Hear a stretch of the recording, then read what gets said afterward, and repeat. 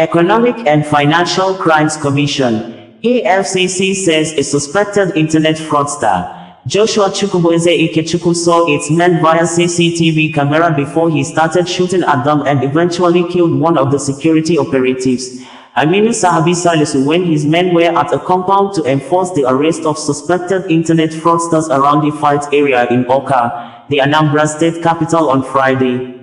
EFCC, in a press statement issued on Sunday by its spokesperson, Dele Oyewale, said internet fraudsters are now into banditry, kidnapping, ritual killing and other deadly acts. According to the statement, the Economic and Financial Crimes Commission (EFCC) expresses grief on the loss of one of its officers, Assistant Superintendent of the EFCC, as to Aminu Sahabi Salisu, who was killed in cold blood while on illegitimate duty on January 17, 2025 by a suspected internet fraudster, Chukwubueze Ikechukwu. Additionally, the Commission views with great concern the irresponsible, callous, inhuman and outrageous narratives being circulated on social media on the whys and wherefores of the fatal accident. It is heinous to reduce the death of a gallant officer who was carrying out patriotic and official duties to social media razzmatazz. More worrisome is the fact that some faceless commentators are pitching their tents with an alleged criminal who unleashed terror on officers of the EFCC in their line of duty. There is no justification whatsoever to rationalize a murderous act. The milk of human kindness demands that a grieving family, Commission and nation should be spared the shenanigans of false narratives and conjectures on the death of the slain officer. Salisu, alongside other investigators of the EFCC, were at Dr. J.O. Okutinefe Close, Ifite, Awka, Anambra State, to arrest some suspected internet fraudsters in the early hours of January 17th.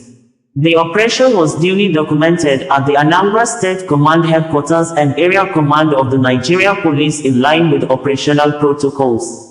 The operation was initially smooth sailing with 37 suspected internet fraudsters already arrested at a two-story building housing Ikechukwu and other occupants of the house. However, Ikechukwu, who cited the investigators through a CCTV camera mounted at his doorpost and who also confessed citing them, declined to open his door for the investigators, who politely demanded entrance to his apartment.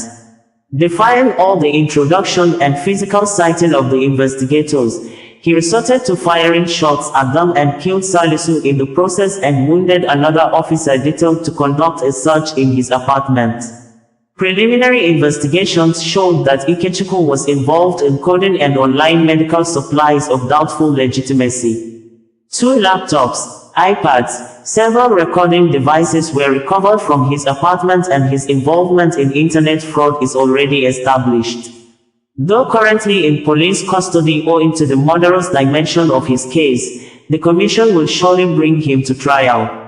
The EFCC also wishes to alert the public that the activities of internet fraudsters are becoming patently hazardous to public safety and security.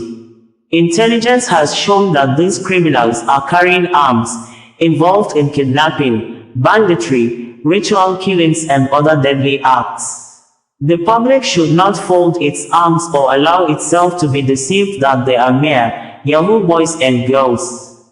As for the EFCC, every subsequent attack on any of its officers will be met with the force of the law. The Commission will not fold its arms and allow any of its officers to be killed again in cold blood.